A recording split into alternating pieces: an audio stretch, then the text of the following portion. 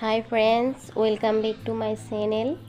আজি মই আপোনালোকৰ মাজলৈ এটা নতুন ভিডিঅ' লৈ আহিছো কেনেকৈ পিলো কভাৰৰ পৰা মেজাৰমেন্ট লৈ আমি পিলো কভাৰৰ কাটিং ষ্টিচিং কৰিব পাৰো আজি মই আপোনালোকক ভিডিঅ'টো দেখুৱাম আশা কৰিছো আপোনালোকে ভিডিঅ'টো ভাল পাব বুলি এতিয়া চাও আহক আমি কেনেকৈ পিলো কভাৰৰ পৰা মেজাৰমেন্ট লৈ পিলো কভাৰৰ কাটিং ষ্টিচিং কৰিব পাৰো राउंड पिलो कभाৰৰ মেজাৰমেন্টৰ কাৰণে মই প্ৰথমতে লেন্থৰ মেজাৰমেন্ট কৰি লম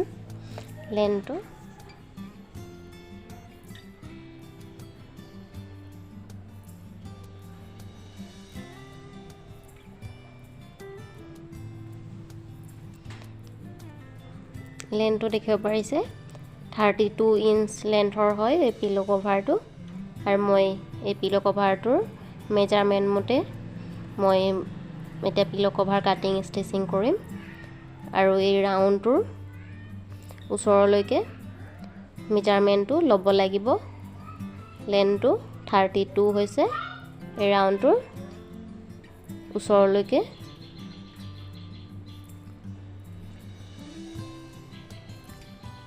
এইটো পিলো কভাৰৰ পৰা আগতে মেজাৰমেন্ট লৈ কাটিং কৰি লৈছিলো আৰু এতিয়া মই দেখাই দিছো কেনেকৈ জোখ মাখ লৈছিলো প্ৰথমতে ইপিনে 1 ইঞ্চ লৈ মাৰ্কিং কৰি মাৰ্জিনডাল টানি ল'ব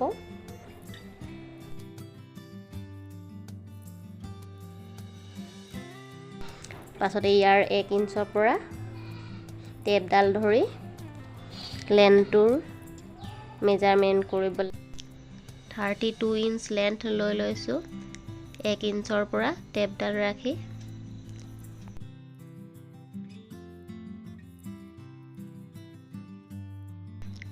আৰু ইপিনেও 1 ইঞ্চ কাপোৰ বহাই ল'ব লাগিব কাপোৰটো ফোল্ড কৰি চিলাবৰ কাৰণে দেখিব পাৰিছে 32 ত মাৰ্কিং কৰি মাৰ্জিনডাল টানি লৈছিলো আৰু এনেকৈ মাৰ্জিনডাল টানি ল'ব লাগিব এতিয়া আমি পিলো কভাৰৰ পৰা ওয়াইডটো বহলটোৰ মেজাৰমেন্ট লম ইয়াৰ পোষ্টটো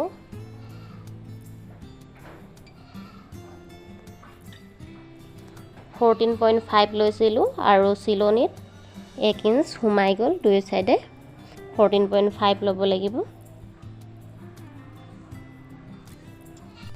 14.5 ত মাৰ্কিং কৰি কাটিং কৰি লৈছিলো এতিয়া মই পিলৰ দৰিটো দেখুৱাই দিছো পিলৰ দৰি বনাবলৈ মই কাপোৰ এডখৰ কাটিং কৰি লৈছিলো 2 ইঞ্চ বহল সাইজৰ কাপোৰ ডখৰ লৈছিলো আৰু ডাবল ফোল্ড কৰি কাপোৰ ডখৰ 17 ইঞ্চ লৈছিলো এতিয়া আমি পিলো কভাৰৰ এই ৰাউন্ডটো বনাবলৈ এই কাপোৰ লৈ লৈছো আৰু আপোনালোকে এইটো কেনেকৈ মেজাৰমেন্ট ল'ব মই দেখুৱাই দিছো কাপোৰটো প্ৰথমতে ডাবল ফোল্ড কৰি ল'ব লাগিব এটো 2 ফোল্ড কৰিছো এতিয়া 4 ফোল্ড কৰি লৈছো এনেকৈ 4 ফোল্ড কৰি ল'ব লাগিব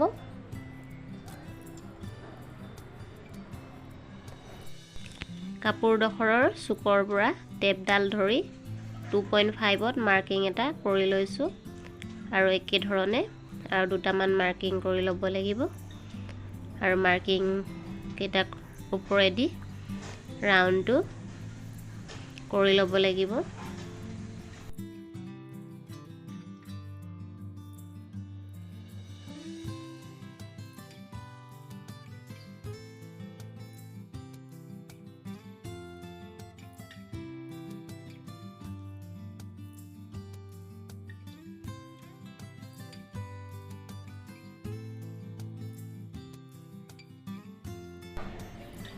এটো দেখিব পাৰিছে আমাৰ কিবা ৰাউন্ড কে কটাটো হৈছে এনেকৈ 4 ফোল্ড কৰি মাৰ্কিং কৰি কাটিংটো কৰিব লাগিব আৰু 2.5 ইঞ্চ ল'ব এই ৰাউন্ডটোৰ কাৰণে বেছি ডাঙৰ হলে দেখিবলৈ ভাল নালাগে আৰু 2.5 ল'লে হাফ ইঞ্চ চিলনিত সোমাই যাব। এতিয়া আমি দৰিত লটকনটো বনাবলৈ ফুলপা বনাবলৈ কাপোৰ ল'ম। কাৰণে ফুলপা লগালে দেখিবলৈ দৰিটো ভাল লাগিব, পিলো দৰিটো। সেইবাবে এনেকৈ চাৰিকোণীয়াকৈ কাপোৰ এডোখৰ কাটি ল'ব। কাপোৰ এটুকুৰা এনেকৈ কাটি লৈ ডাবল ফল্ড কৰি ল'ব। প্ৰথমতে সোঁ মাজত কাপোৰটো ভাঁজ কৰি পাছত ফল্ড কৰি ল'ব। এনেকৈ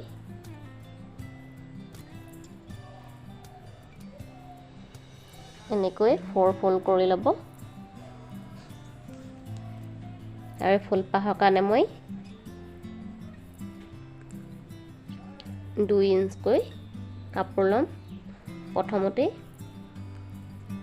ইটো চাইডে টেপডাল চুকত 2 ইঞ্চত মিলাই লৈ প্ৰথমতে ইপিনে 2 ইঞ্চটো মাৰ্কিং কৰি লৈছোঁ।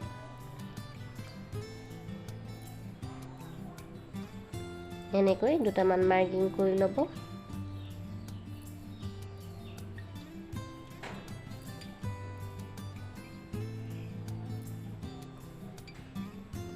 আৰু মাৰ্কিঙৰ ওপৰেদি ৰাউণ্ডটো মিলাই ল'ব।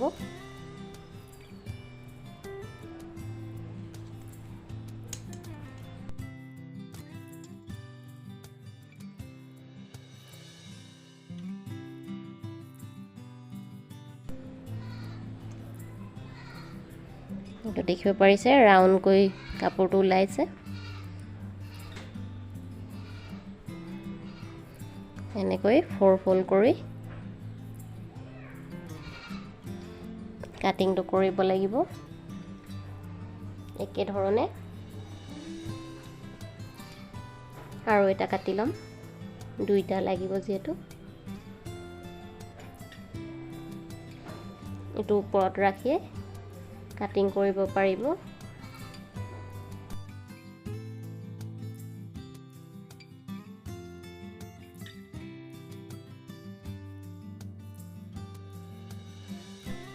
দেখিব পাৰিছে মোৰ পিলো কভাৰৰ সম্পূৰ্ণ মেজাৰমেণ্ট লোৱা আৰু কাটিং কৰা সম্পূৰ্ণ হৈ গ'ল। আৰু এইটো পিলো কভাৰৰ ষ্টিচিং ভিডিঅ'টো চাবলৈ আপোনালোকে ডিছক্ৰিপশ্যন বক্সত যাব লাগিব। ডিছক্ৰিপশ্যন বক্সত ষ্টিচিং ভিডিঅ' লিংকটো দি থোৱা আছে। ডিছক্ৰিপশ্যন বক্সত গৈ ষ্টিচিং ভিডিঅ' লিংকটোত ক্লিক কৰিলেই আপোনালোকে ষ্টিচিং ভিডিঅ'টো চাব পাৰিব। আৰু ভিডিঅ'টো কেনেকুৱা লাগিছে জনাব। আৰু ভিডিঅ'টো ভাল লাগিলে লাইক এটা কৰিবলৈ নাপাহৰিব। Bye bye.